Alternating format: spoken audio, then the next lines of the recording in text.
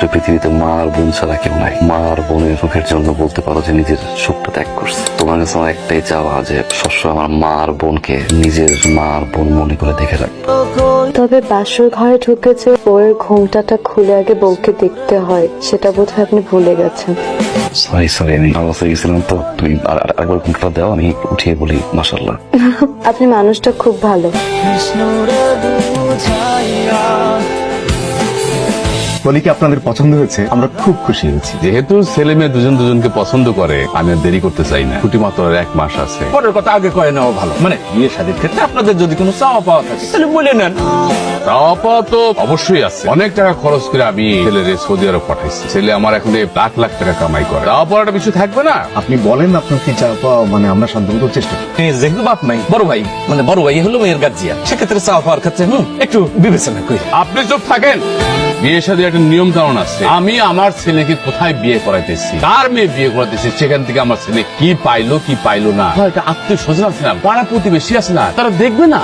ছেলের পক্ষ তো ওকে খুবই পছন্দ করছে। ছেলেটাও ভালো, সৌদি আরবে একটা ভালো চাকরি করে। আজ হোক কাল হোক কলিরে তো বিয়ে দিতেই হবে। ছেলে পক্ষে কলিরে খুব পছন্দ হয়েছে। আমাদের সবারই তো পছন্দ। এখন তো তুই বাড়ির গার্জিয়ান, চূড়ান্ত সিদ্ধান্ত তো তুই নিস। আমরা তো সম্মান করি তোর সিদ্ধান্তকে। কলি কি চাই? ভাই আমি রাজি।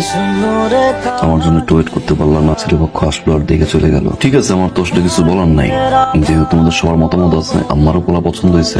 কিন্তু মামা, আমি চাই না আমার বোন খালি হাতে যাক। হ্যাঁ, ছেলেপক্ষ ভালো, তাদের কোন চাওয়া নাই, কিন্তু ভাই হিসেবে আমার তো একটা চাওয়া থাকতে পারে। আমি চাই না আমার বোন খালি হাতে তার শ্বশুর বাড়ি যাক। আজকে হয়তো বলতেছি কিছু লাগবে না, 2 দিন পরে তো এই জামাই কোটা দিতে পারে যে ভাই কি দিল। আমি চাই ওর হাত আর গলা মূর্তি আমার আমার সামর্থ্য অনুযায়ী আমি যতটুকু পারি আমি স্বর্ণ নিতে। ফার্নিচার থেকে শুরু করে যা যা লাগে আমি কোনো কিছু অভাব আসলে চাই না কলির ক্ষেত্রে হোক। আগের সে সুন্দর হয়েছে। আমার মনে খুব আদর করে না আমার চেয়ে বেশি। তুই চুকাইছিস কেন? আমি থাকবো না তো কে থাকবে? চা খাওয়া না, বিস্কিট ভিতরে হইতে দিবা না, আমার টাকা রাখবো। তুই এখান থেকে যা। ইসরে, এত সুন্দর মেয়ে গালি দেয়। তবা গালি আমিও পারি। তোমার কি মন খারাপ? না তো। না, আসার পর থেকে দেখলাম চুপচাপ বিছানায় শুয়ে আছে। শরীর খারাপ না তো? আমি তো ভালো হয়ে গেছি। তুমি তো আমার বউ আছিলা। তোমার কি উচিত আছিল না আমারে ভালো করা? সেই তুমি আমার উল্টা ভালো না করে ছাইরা গেলা। আমারে ডিভোর্স দিলা কেন? লজ্জা করে না? লজ্জা করে না তোমার? ধোকা দিছিস তোরা আমারে, মারছিস তোরা আমারে দিনের পর দিন। তাহলে তুমি কি? তুমি তো এর থেকে খারাপ, তুমি তো বড় দর্জি। তোমার মতো জঘন্যার কেউ হয় না।